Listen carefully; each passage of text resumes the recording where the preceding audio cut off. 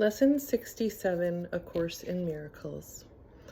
I don't know if anyone noticed, but I skipped a few lessons because I sometimes keep going, but I'm not ready to do them with other people. So I skipped to number 70, but we were only on number 66. So I'm going to go back to number 67 because the next lesson, 71, you actually need these 3 lessons for, or 2 lessons. 67, 68, 69, 3 lessons, sorry. Okay, love created me like itself.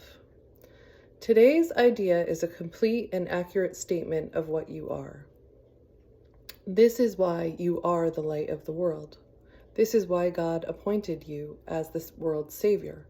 This is why the Son of God looks to you for his salvation. He is saved by what you are.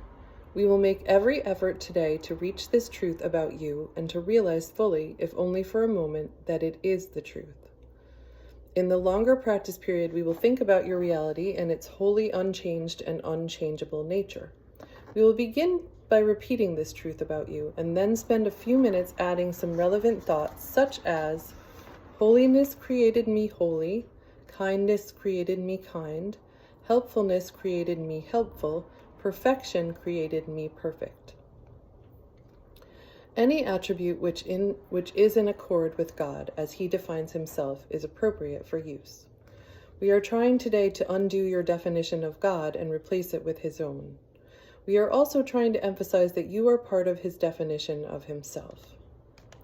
So when I say God, I don't want you to get scared about that because a lot of people have these preconceived notions about God. If you want to think about God as your higher self, the part of you, it's not a part of you, it's really all of you, all encompassing, and it's connected to everything. So that's what I think of when I think of God. God is a higher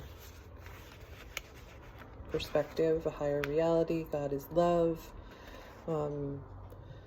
So don't be scared by that word God, because I think that word has been used in many different ways.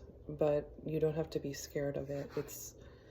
It's the biggest, greatest part of you that is connected to everything.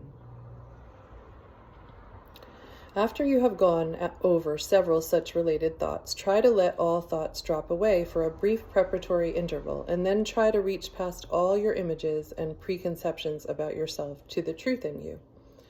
If love created you like itself, this self, capital S, must be in you, and somewhere in your mind it is there for you to find.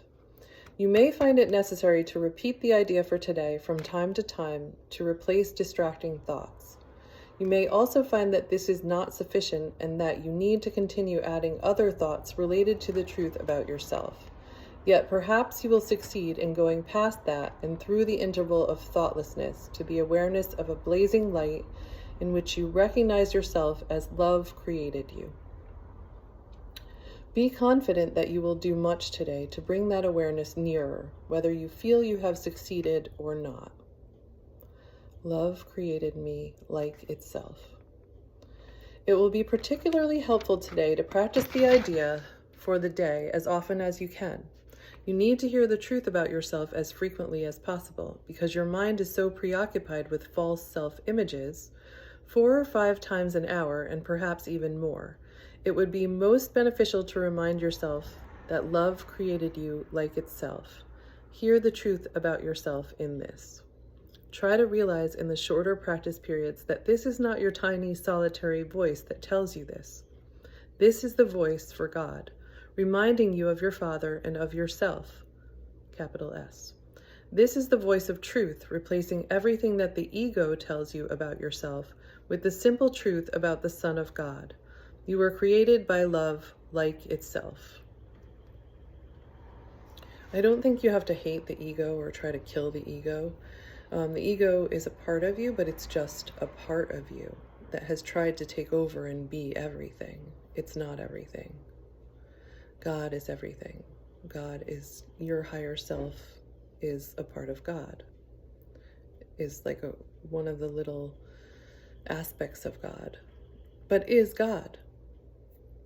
It's It's hard to wrap your mind around all of that, but if you get in touch with your true spirit, your true essence, you know this and you feel this, and you don't have you don't have to wrap your mind around it. Your mind is in it. It's all one.